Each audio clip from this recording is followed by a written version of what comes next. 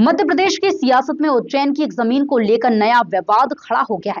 कांग्रेस प्रदेश अध्यक्ष जीतू पटवारी ने दिल्ली में प्रेस वार्ता कर मुख्यमंत्री डॉक्टर मोहन यादव सरकार पर गंभीर आरोप लगाए हैं। पटवारी का दावा है कि उज्जैन में करीब 500 करोड़ रुपए की जमीन को सरकार ने मुख्यमंत्री के करीबी माने जाने वाले श्री राम तिवारी से जुड़े ट्रस्ट को महज 1 रुपए में सौंप दिया।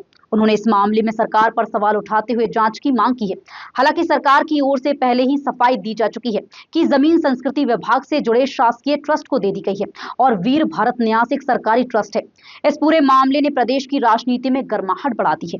500 करोड़ की जमीन 1 रुपए में दे दी एक ट्रस्ट को।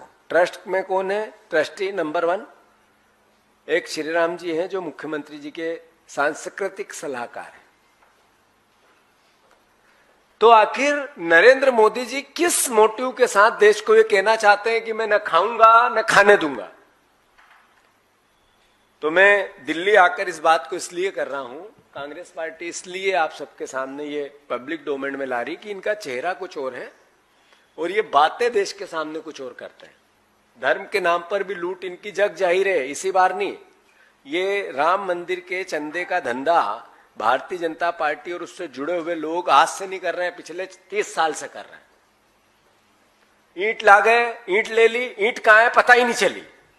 30 साल में ईंट अगर बाहर रख दो तो अपने आप ही झरझर हो जाती। जब से पैसा ले रहे हैं आज तक चंदा आता उसको भी खा रहे हैं। ये बात तो सार्वजनिक पब्लिक डोमेन में राम भक्तों की, जो आध्यात्म की, सनातनियों की भावना के साथ भी ये खेलते हैं, वोट भी लेते हैं और करप्शन भी करते हैं। तो स्वाभाविक है हमारे फिर से कुछ सवाल है। क्यों दी 1 रुपए में 500 करोड़ की जमीन मुख्यमंत्री को सार्वजनिक करना चाहिए? ये नया, ये कोई इंडियन एक्सप्रेस की रिपोर्ट का आधार नहीं है, ये नया सवाल है। दूसरा, यदि रिपोर्ट झूठी है इंडियन एक्सप्रेस की तो एफआईआर क्यों नहीं कराई? उस पर मुकदमा क्यों नहीं किया? उस पर मानहानि क्यों नहीं लगाई आपने? 30 घंटे बीत गए, एक सवाल भी क्यों नहीं किया उनसे?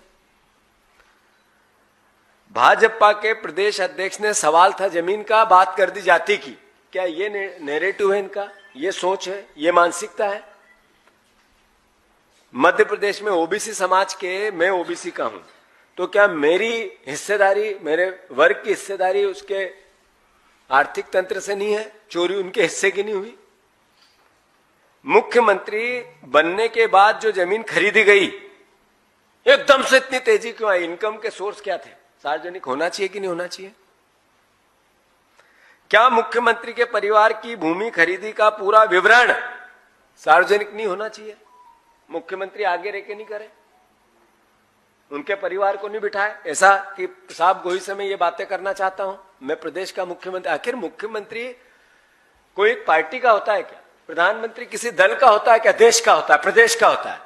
तो मेरे प्रदेश के मुख्यमंत्री को अगर मैं ये कहूं कि आपकी छवि खराब हो रही इस पूरे प्रकरण में, आप सार्वजनिक क्लियरिटी लाओ, तो मैं मध्य प्रदेश की अस्मिता को बचाने की कोशिश करता हूं। उस पर यह दाग लगा है मध्य प्रदेश के 8 करोड़ लोगों पर कि यहां करप्शन सबसे ज्यादा है। उसको धोने के लिए मेरा प्रयास करता हूं, एक प्रदेश का नागरिक होने के नाते मेरा दायित्व निभाता हूं। वहीं इस पूरे विवाद पर अब कांग्रेस के वरिष्ठ नेता और पूर्व मुख्यमंत्री दिग्विजय सिंह ने अपनी ही पार्टी के प्रदेश अध्यक्ष जीतू पटवारी के आरोपों को खारिज कर दिया है। उज्जैन में मीडिया से चर्चा करते हुए दिग्विजय सिंह ने दस्तावेजों का हवाला देते हुए कहा कि वीर भारत न्यास एक शासकीय ट्रस्ट है जिसके अध्यक्ष मुख्यमंत्री खुद हैं और जमीन का हस्तांतरण नियमों के अनुसार हुआ है। उन्होंने सिंधिया राज घराने की बिल्डिंग को ट्रस्ट को दिए जाने को गलत नहीं बताया। साथ ही उन्होंने बिना तथ्यों के आरोप लगाने वालों और दलाली करने वालों पर भी निशाना साधा। इस पूरे राजनीतिक विवाद पर दिग्विजय सिंह ने क्या कहा, आइए सुनते हैं उन्हें। अब चलिए एक बता दूं मैं आपको, अभी आरोप लगा है कि 1 रुपए में एक ट्रस्ट को जमीन दे दी, बिल्डिंग दे दी गई है जीवाजी महाराज सिंधिया के द्वारा, सिंधिया परिवार द्वारा बनाई हुई, क्योंकि नया कलेक्ट्रेट बन गया है। मैं बिना रिसर्च करे आता नहीं हूँ।